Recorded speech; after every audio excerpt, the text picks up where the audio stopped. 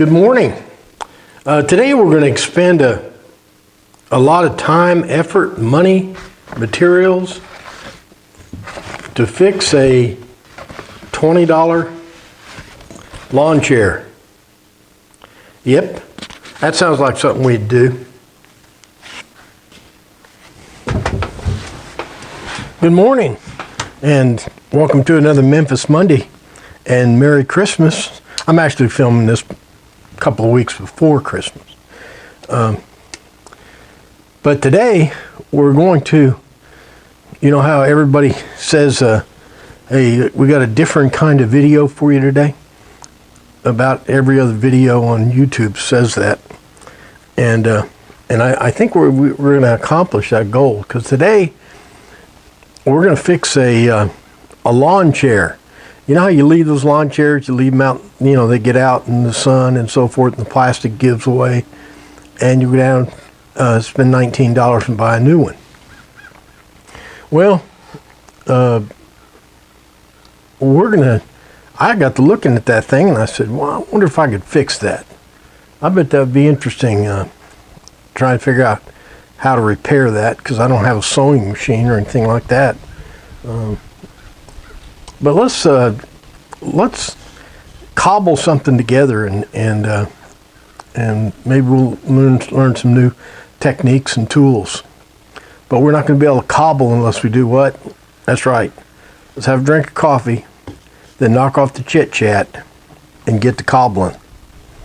When that other lawn chair gave out, I bought this high dollar steel one. It's even got a racing stripe. But if you leave these things out in the sun will just vaporize the plastic after a couple of years. But this is this, and the other one's the one we're going to fix. Well, here's the chair we want to fix. You can see the bottom fell out of it. Full disclosure, this tear actually started when I sat down in the thing with a pair of pliers in my back pocket. But it still shouldn't tear like that. Now it looks like to me I can begin to take this cover off by just taking out these screws. And then I think everything just slides off the tubing. Let's take those screws out and see what happens.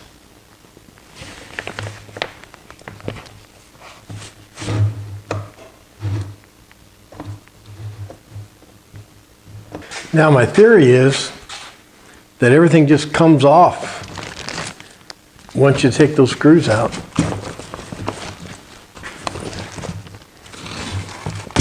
There's the arm. There's another arm.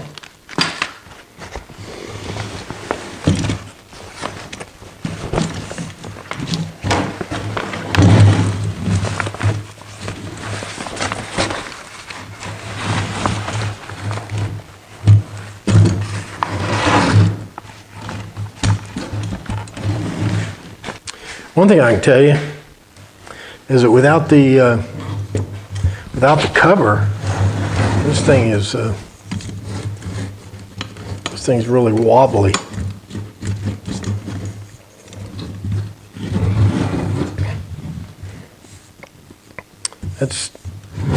That long rivet right there is broken. I need one, but I don't have a sewing machine. I can't make one of these. It would look like sin if I did.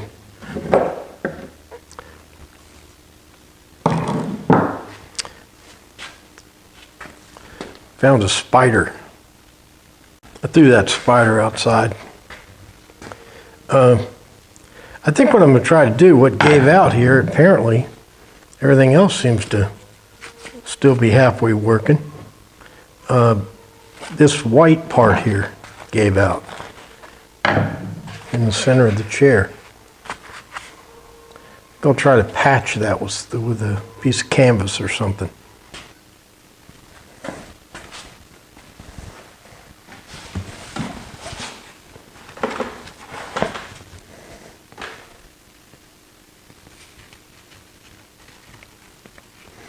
What I'm doing is I'm sewing this rip together. I got some real strong thread here.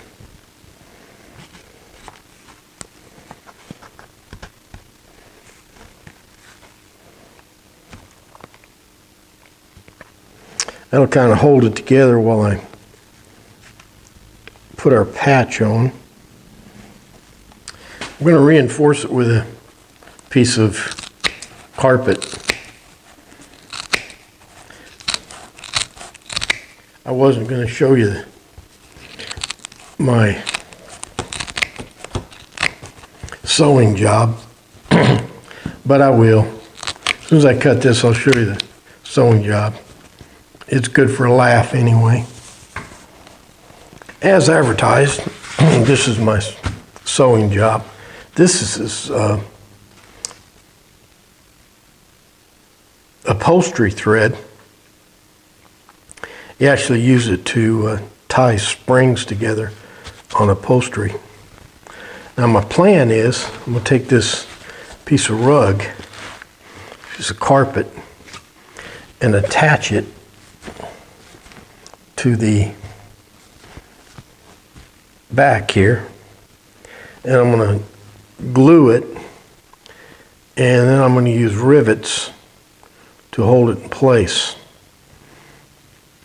Let's get come up with some glue.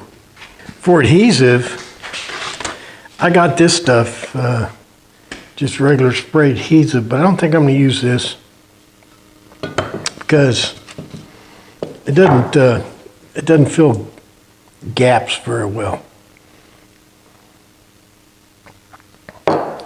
I got some liquid stitch here. This is good for fabric, but I don't know how it's going to work on this other stuff. I think what I'm going to use is some of this stuff.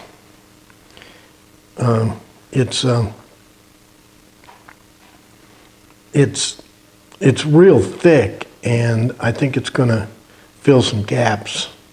So let's spread some of this on there. We don't have anything to lose. And I think this adhesive is going to cure up pretty good because this fabric here will let air come through the other side.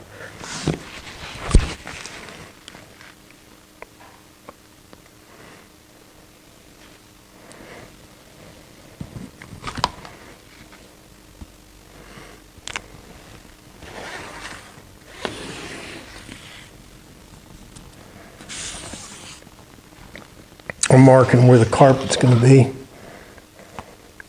so I can get glue on all the surfaces.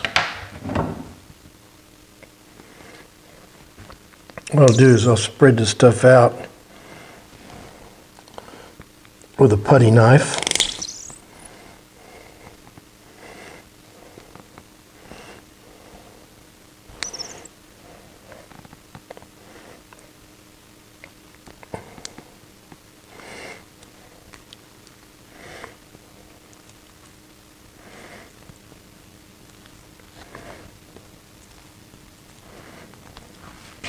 I'll tell you how ill-advised this whole thing is.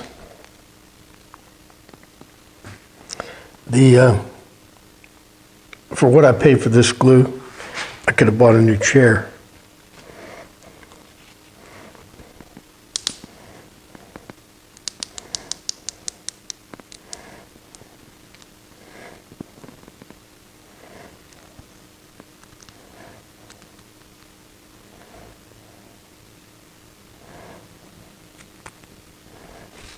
Well, it's drying pretty fast.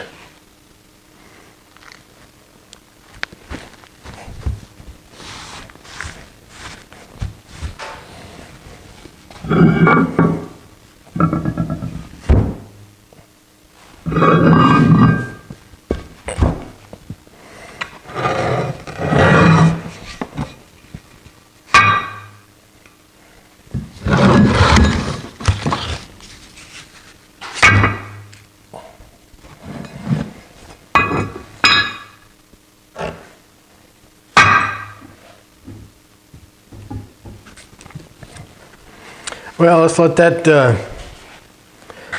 dry.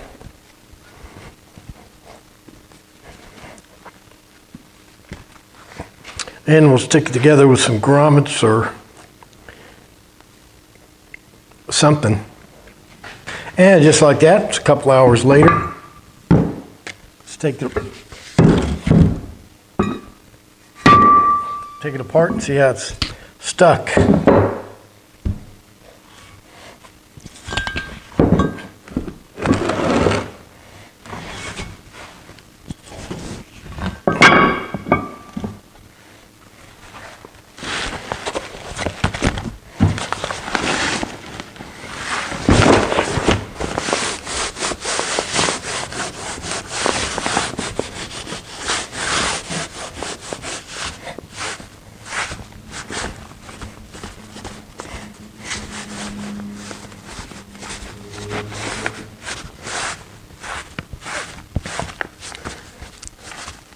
Well, it seemed like it stuck pretty good.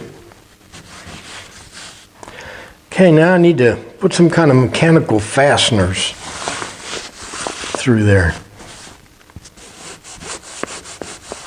Let me think on it. Now I decided to put some kind of rivets or something around this mechanical fastener. This is my stash of riveting stuff for upholstery. These are brass rivets, steel rivets. These are some screw-in rivets. So I got all kinds of different possibilities. But I decided to go with pop rivets. These are the rivets I kind of wanted to use, but they're too long. These are really heavy. That's what I wanted. Something really strong. But they're too long, so I'm using slightly smaller rivets. This is what you usually use with pop rivets. One of these pop rivet guns. They got different. This is a high dollar one, so it's got different, heads on it. This is a cheaper one. Works just as good. But one of the reasons I picked pop rivets is because I wanted you to see my new tool. This is the height of decadence here. This is a pneumatic pop rivet gun. You just put your pop rivet in there like that, pull the trigger, and it automatically pops it for you. And then the shaft, the pulling shaft, breaks off and falls down in this channel here. I'll show you what we're doing. I'm putting pop rivets at least around the edge of that piece of carpet. This is all pretty well glued in, but that's not good enough. So I got to put a hole through the carpet and the material.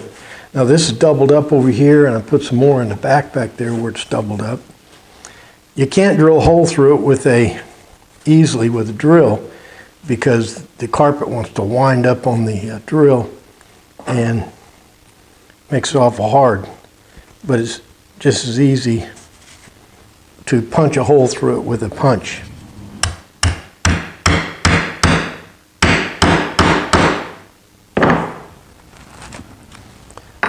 And you take your pop rivet, poke it through that hole.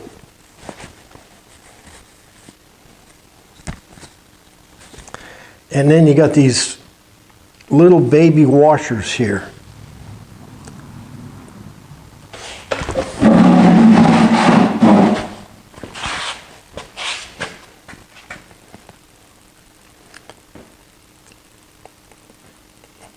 And they go on the other side.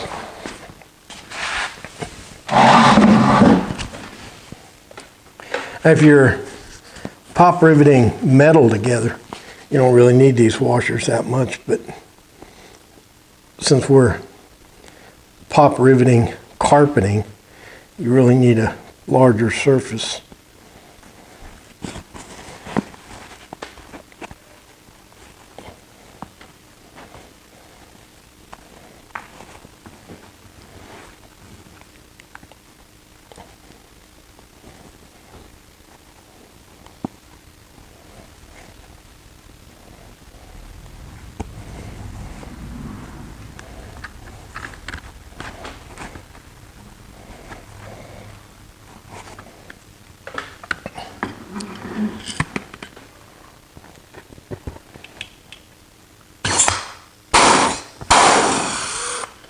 Now, see how that little shaft, you can just poke that back in there, roll the gun backwards, and now all those shafts I've been using are in this little container here.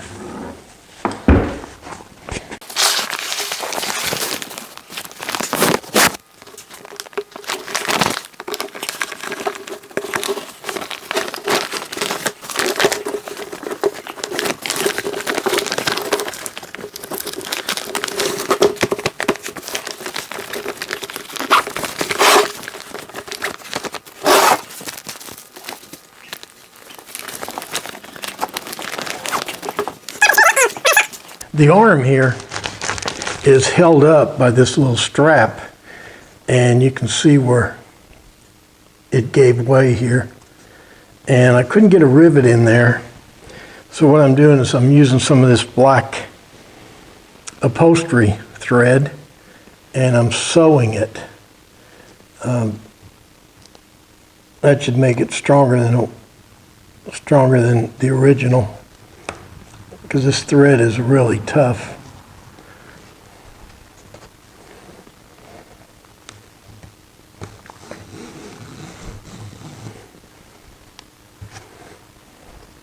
Well, I wish I hadn't put that thread in there now. It looks kind of ugly. It's not doing anything. If you ever decide to fix a chair, you don't need to sew that up, and if you do, take the thread out. You don't even need to glue that piece of carpet. Just go down through there and put some rivets in there on that carpet, and that should hold it in place. Well, that about does it for Memphis Monday 402. We fixed this chair for no reason.